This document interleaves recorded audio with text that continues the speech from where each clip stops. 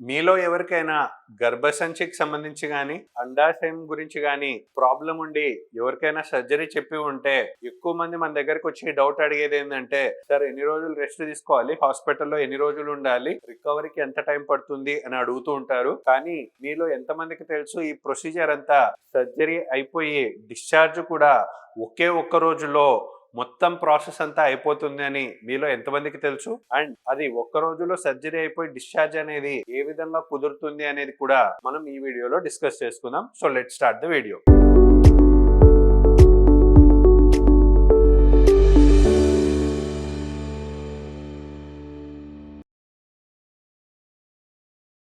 అందరికీ నమస్కారం. నేను doctor Abhilash, consultant laparoscopic surgeon from Hyderabad.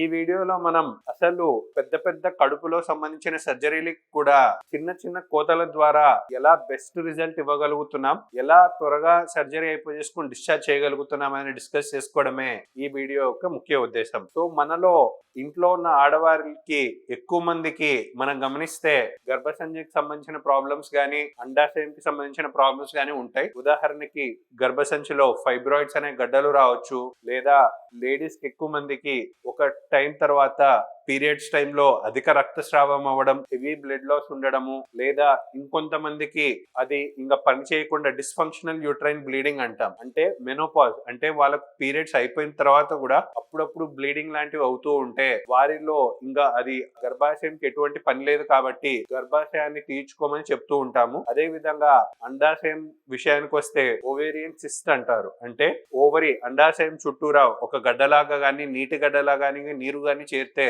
దాన్ని ఓవేరియన్ సిస్ట్ అంటూ ఉంటారు. పెద్ద పెద్ద ఓవేరియన్ సిస్ట్లకి జనరల్లీ సర్జరీ కూడా సజెస్ట్ చేస్తూ ఉంటారు. ఈ విధంగా గర్భాశయంలో ప్రాబ్లం ఉన్నా, అండాశయంలో ప్రాబ్లం ఉన్నా సర్జరీ అంటే ఇదివరకు కాలంలో ఏ విధంగా భయపడేవారు అంటే పెద్ద పెద్ద కోత ఇస్తారు అండ్ కుట్లు వేస్తారు.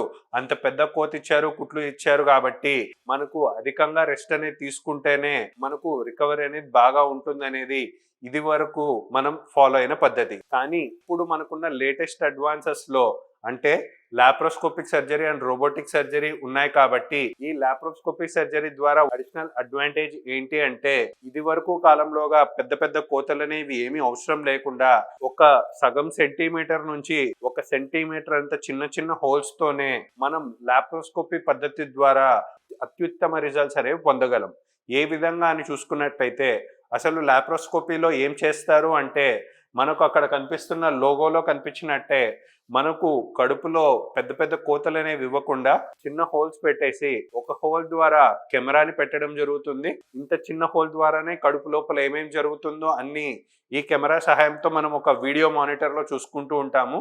అండ్ ఒక హోల్ వచ్చి కెమెరాకు ఉంటుంది అండ్ మిగతా 2 హోల్స్ వచ్చి మనకు చేతులకి సమానంగా, మన కుడి చెయ్యి ఎడమ చేతికి సమానంగా మనకి లాప్రోస్కోపీ ఇన్స్ట్రుమెంట్ అంటే ఒక పెన్ కంటే కూడా సన్నగా పొడుగ్గా ఇన్స్ట్రుమెంట్స్ ఉంటాయి.